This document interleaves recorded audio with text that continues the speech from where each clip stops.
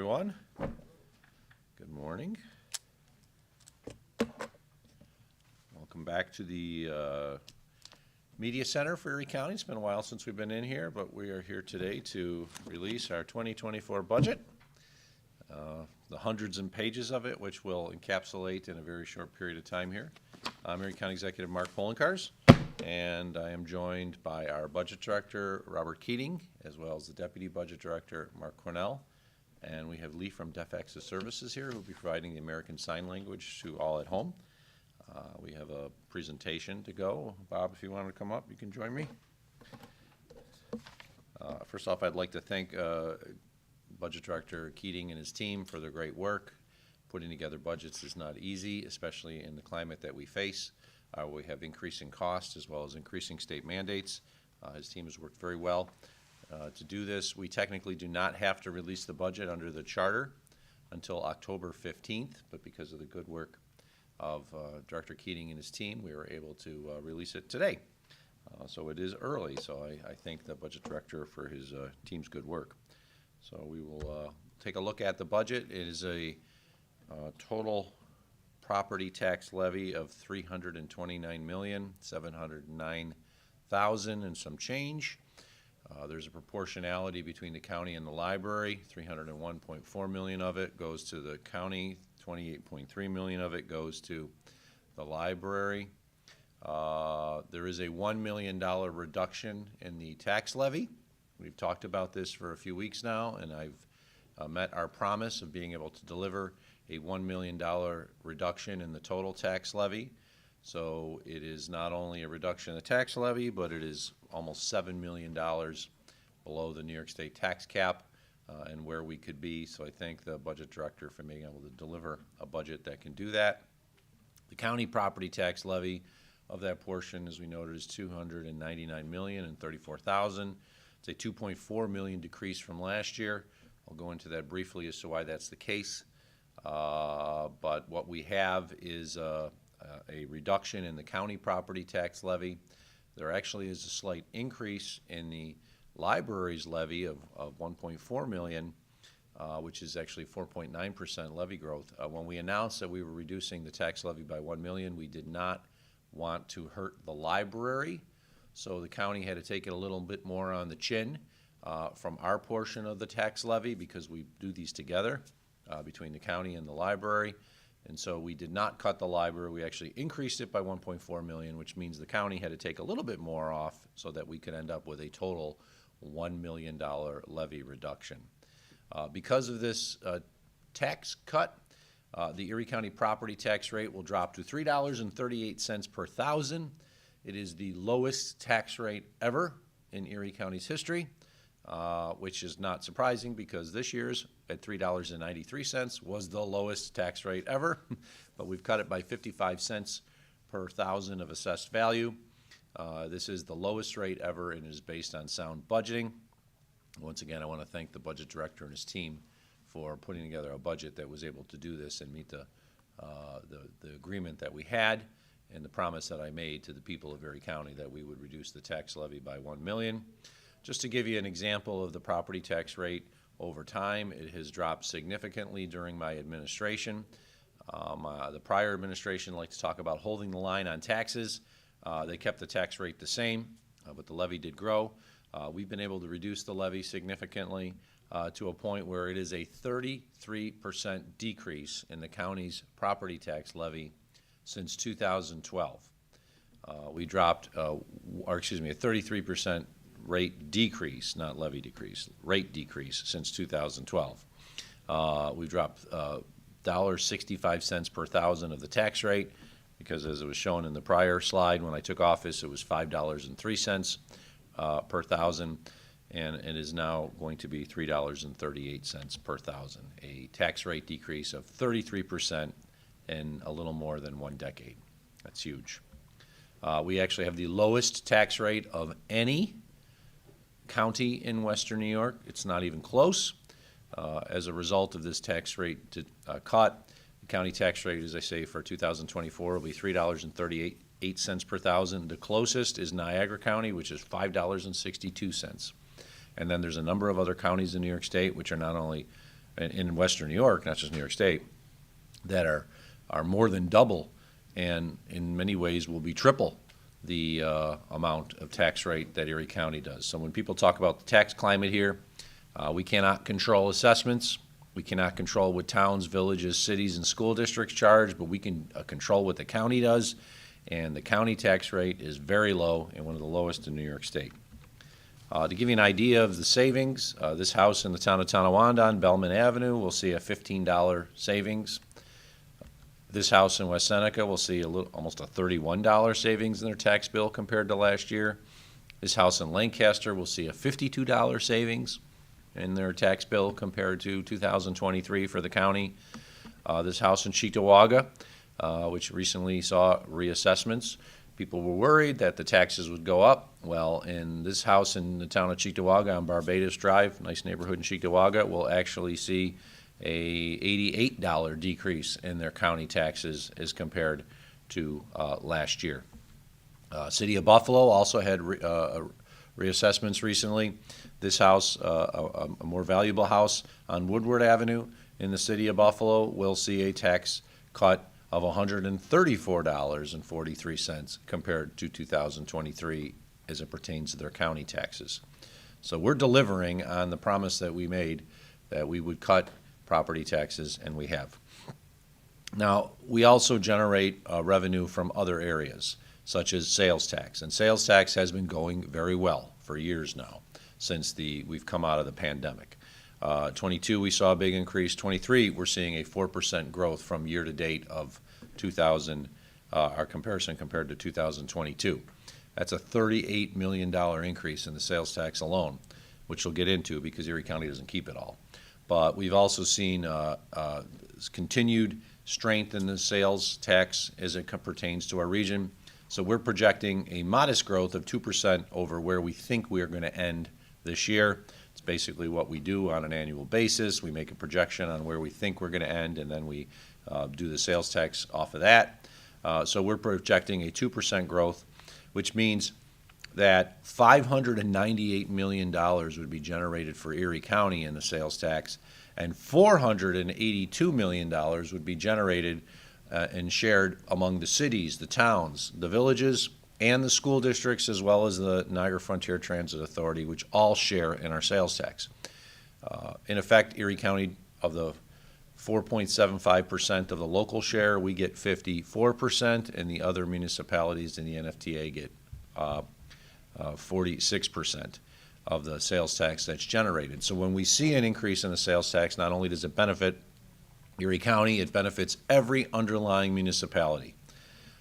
And one of the things that we're also including as part of this budget, we already announced, is come December through the end of February, we are doing a sales tax holiday on all residential energy costs. So natural gas, electricity, propane, home heating oil.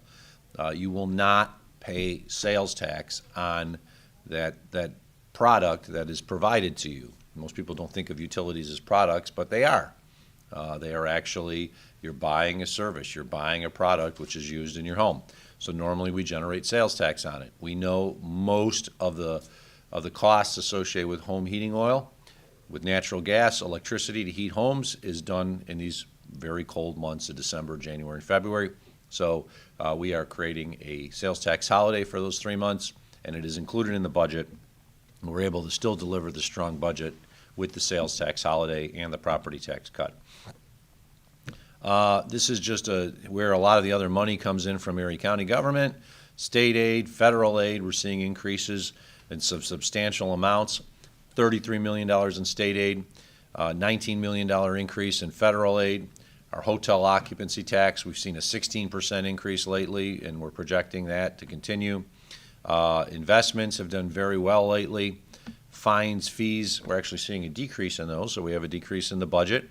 And we're using zero amount of our piggy bank. You'll often see governments use their fund balance, their piggy bank, to offset holes they have in their budgets. We don't have any holes in this budget. We don't need to use our piggy bank. We're not doing that.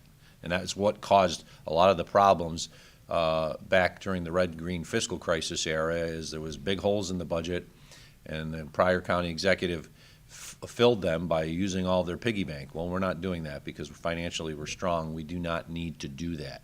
So we're using zero of our general fund balance appropriation. That's the fancy term for we're using $0 from our piggy bank. As most of you have seen before, 90% of the county budget is mandated by New York State and federal government. So even though we have a large budget, the vast majority of it we really don't have any control over because we have to provide those services. The general fund expense summary is seeing our budget for next year will be $1,941,384,064. It's actually a very large increase of $162.5 million over the 2023 adopted budget. But this is the big asterisk out there. While it is a large increase, 75% of that is from the increase in the shared sales tax and new New York State mandates that we have to implement for the state budget of 23-24. And it's large. $53.5 million to increase sales tax to local governments. That's good. $24.3 million increase child care that the county has to do. We have to provide $24.2 million in additional money for Medicaid as a result of the state sweeping savings that the county's been able to take for the last few years. That's across the board for every county in New York State.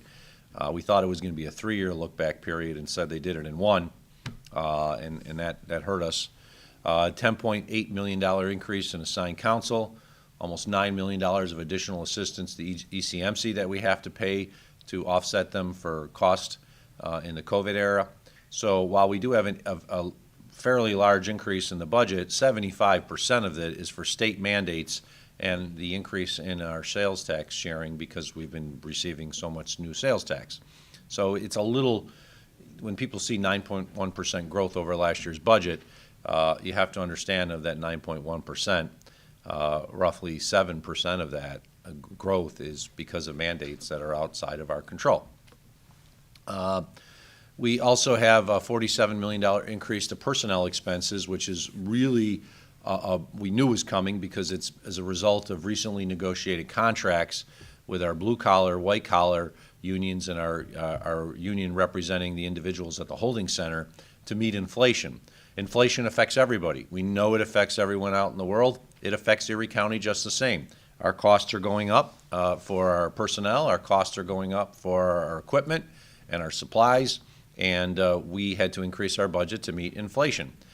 We have 46 new total positions, 42 which are full-time equivalent, of which 23 of those are for independently elected officials like the clerk, comptroller, the DA, and the sheriff.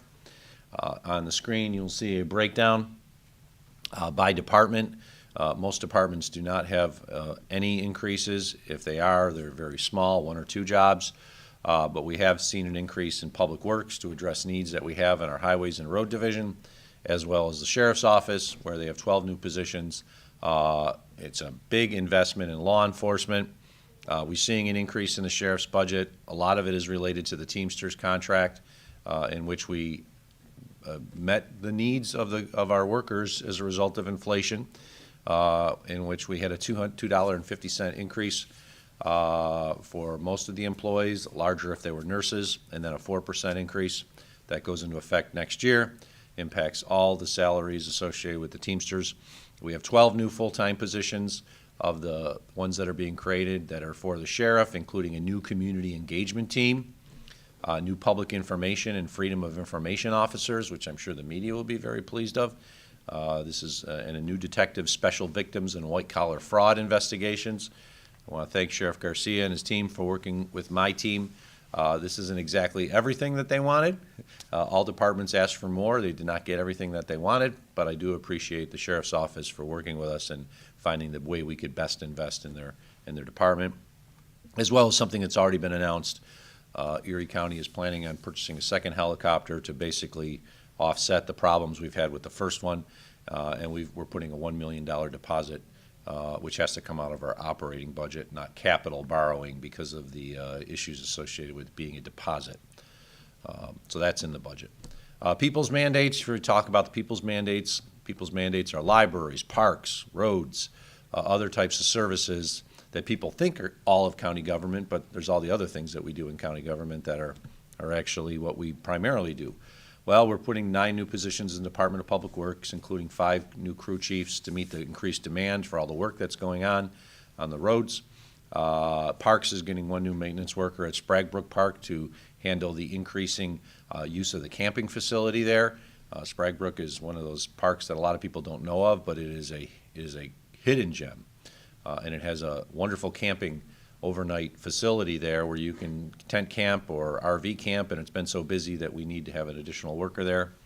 Putting an additional planner in the Department of Environment and Planning to address all the investments we're making in DEP, and we're doing 1 new emergency services planner to assist and help the Department of Homeland Security and Emergency Services not just plan for storms, plan for these emergencies, but when we do have situations like we've dealt with in the last few years, where we have one storm after another, where we're getting FEMA reimbursement, we have to do a lot of paperwork and a lot of additional work that is normally would not be required has to be done by the department, and this emergency services planner will do that. We are also creating, this is important, a community climate resiliency fund of $500,000 to address the needs associated with climate change. We know climate change is real. It's affected our community. We're seeing more specific storms. There's no doubt about that.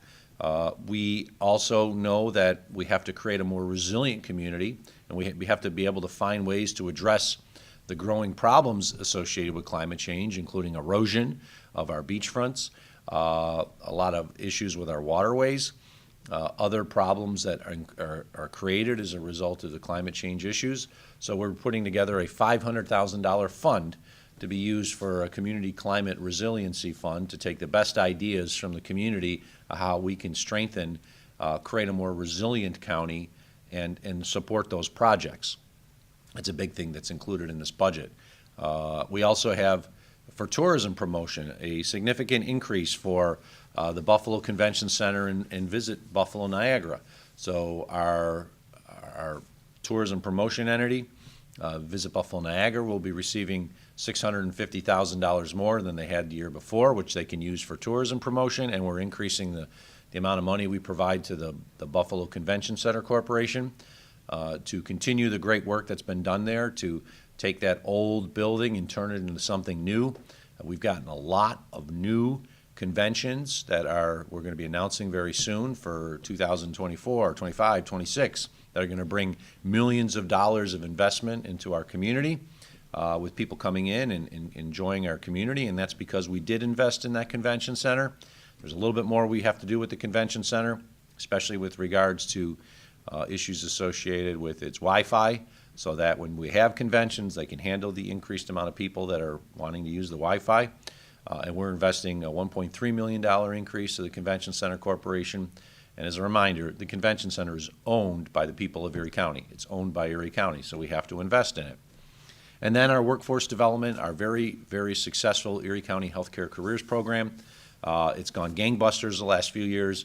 We were putting about $1.5 million in. We're putting $3.4 million in so we can train more individuals for the high-demand healthcare careers that exist today in Erie County. We want to take certified nursing assistants and turning them into registered nurses because the need for registered nurses is so high.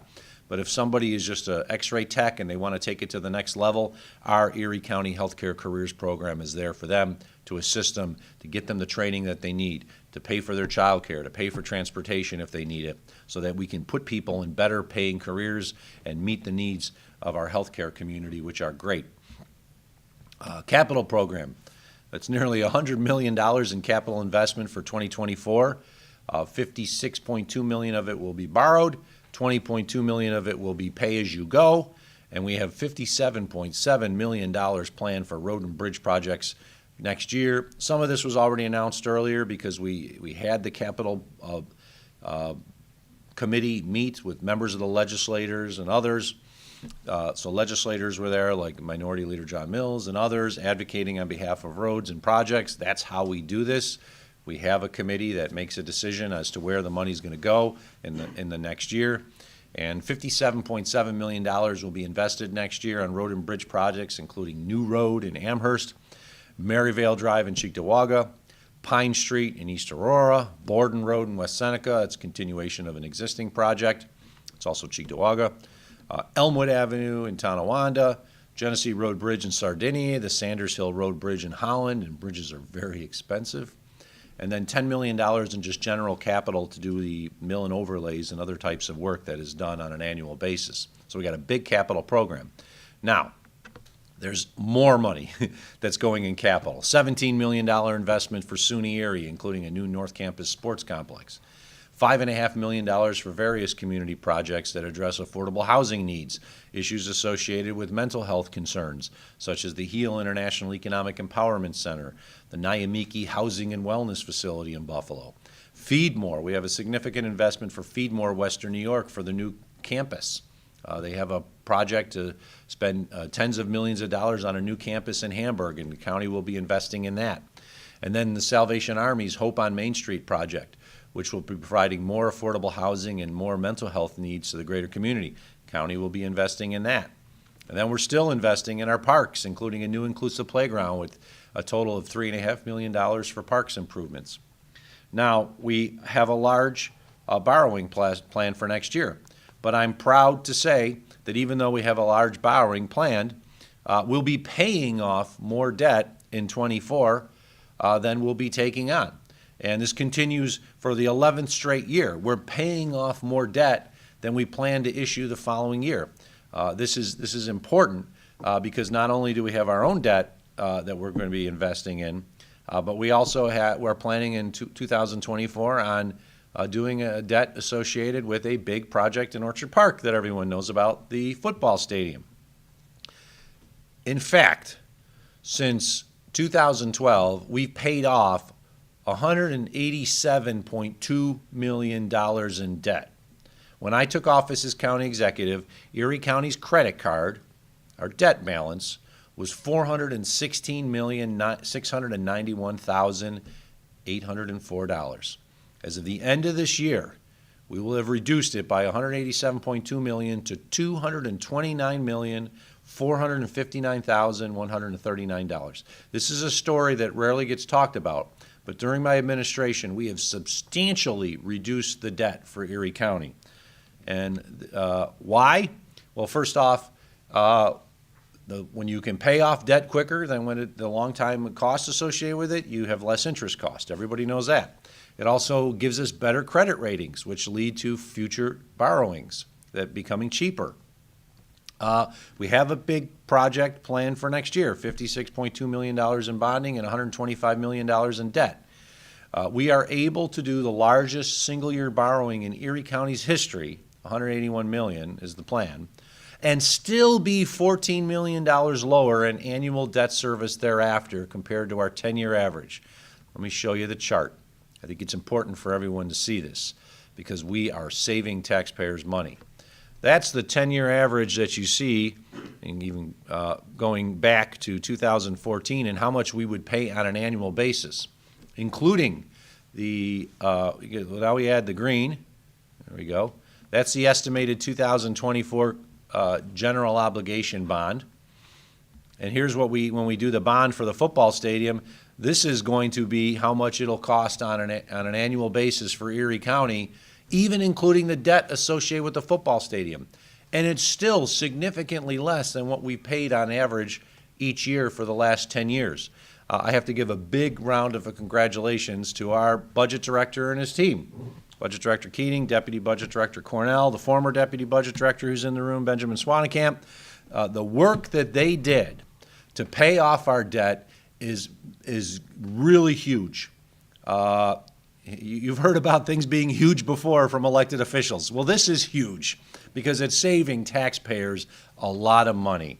And I really want to thank them for the work that they did, because even though we're going into a year which will have the largest borrowing in history for Erie County, we still have ample room with regards to our constitutional debt limit, and financially on an annual basis, we're going to be paying less annually than we did the 10 years before because we've been able to pay down so much debt in recent years. So thank you.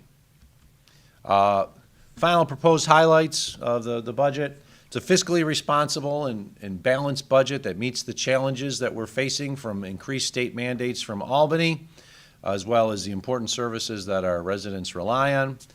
We cut the tax levy by $1 million and reduced the tax rate to $3.38 per thousand, resulting in the lowest tax rate in modern history and delivering a tax cut for all Erie County homeowners.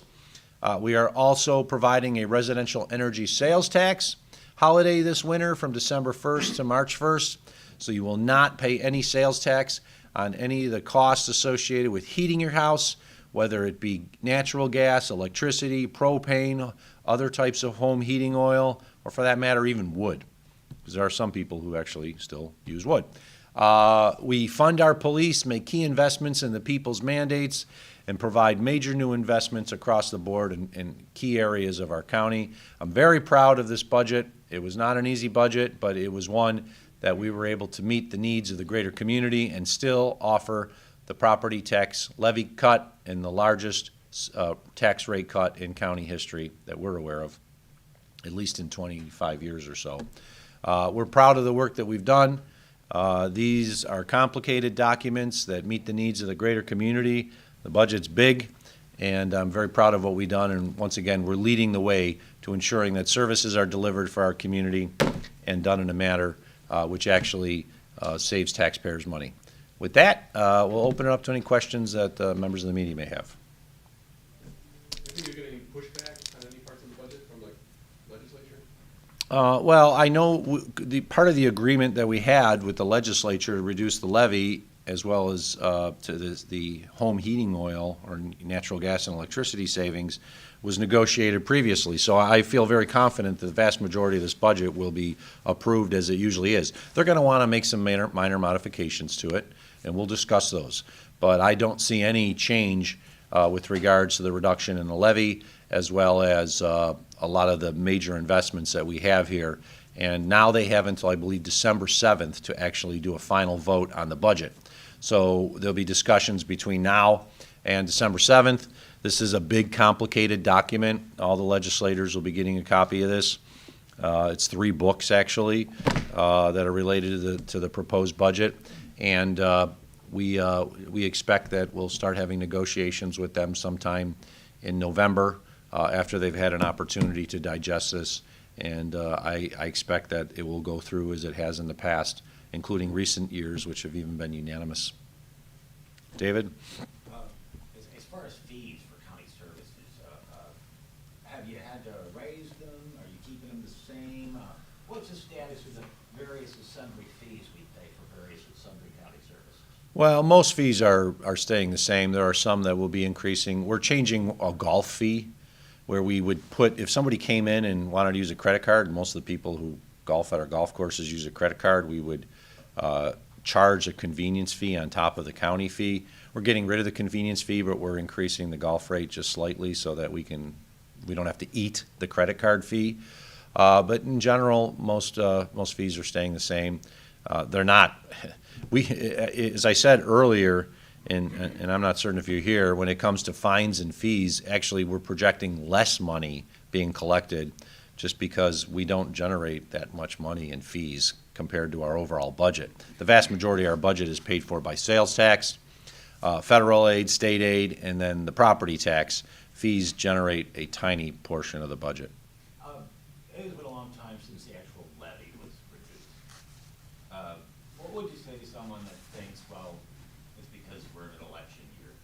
You could have done this in any number of previous years, but you're running for re-election, Mark, so now all of a sudden we're going to have a cut in the tax levy.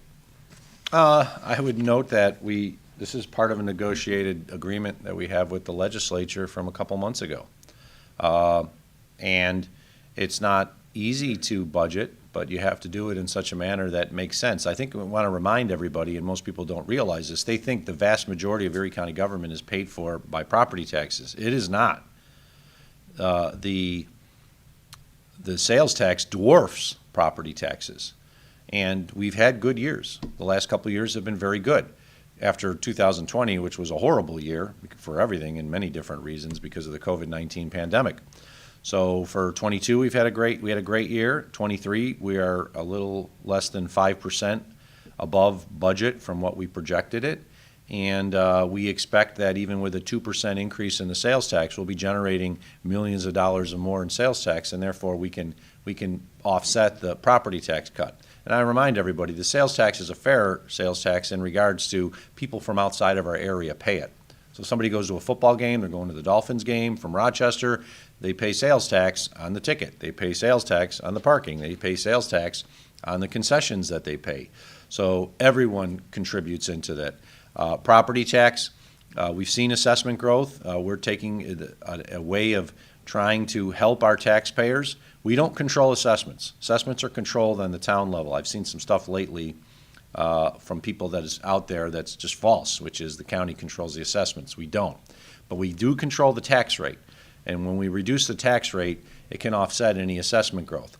We're reducing the tax rate substantially and reducing the levy, and I think that's a good thing for people at any time, especially when we're dealing with these inflationary measures that we are. The $500,000 for the climate preparation, how will spending $500,000 in tax dollars change the weather? I don't think I can answer that question because there's nothing we can do in Erie County government that'll change the weather, but we can create more resilient communities. That's right now what's going on across the country. Our communities are looking, how can we strengthen our community to be more resilient to the changes in the weather that we're facing? So is this coming up with like ideas? Like someone might think, well, we need more break walls near the lake, or we need Yes. this Well, or that. I know people probably can't hear, but the questions regarding resiliency, would you come up with more ideas for more break walls, more types of resilient functions associated with protecting against the changes of climate change? Yes, that's what the $500,000 community fund is for. And it may be break walls on Lake Erie. It could be preventing erosion from creeks that are in much worse shape than they were just because of the increased amount of rain that we've had. We've had higher amounts of rain in snowfalls in the last couple of years, and it's having a negative impact even inland, not just outside. I just want to see if anybody else has a question. Yeah, I want to. What's the need for this facility at ECC North? Well, we've made substantive changes to the location at ECC South, including removing the football field, and we're looking at partnering with the college and New York State to create the fields that we basically eliminated from South. So new soccer, there's baseball and softball there already, but we want to realign the location to make it a much more user-friendly, not only for the college, but for the community in general. So we're looking at putting in new facilities there. It's something we knew we were going to have to do when we took out the facilities at ECC South, and that's what's going on at the North Campus. Do you think that, you're talking about an increased projection in sales tax revenue.